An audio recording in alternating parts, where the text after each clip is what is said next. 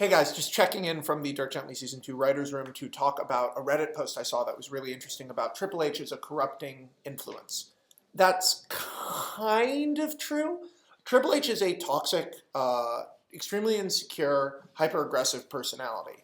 He is most comfortable perpetuating the myth of his own absolute dominance as the best of all time.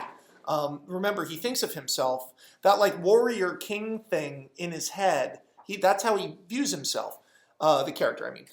So it's very hard for him when anyone challenges that. That's why he's terrified of Randy Orton, he's terrified of Batista, he's terrified of basically any protege he takes, yet he feels a need to take proteges because he needs to be defended, because on some level, deep inside of him, he knows he can't do it himself. Now what this leads to is creating a toxic environment around him, filled with people who are either too weak and endlessly subservient to him, or too strong and eventually attempt to usurp him.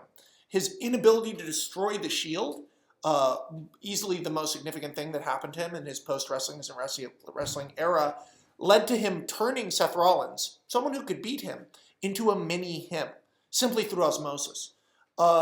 It's not fair to call him a corrupting influence, but he feels the need to perpetuate himself at all costs. And in doing so, this character's efforts to perpetuate themselves and perpetuate the myth of themselves, that's where NXT fits into him. He wants to be thought of as this magnanimous king.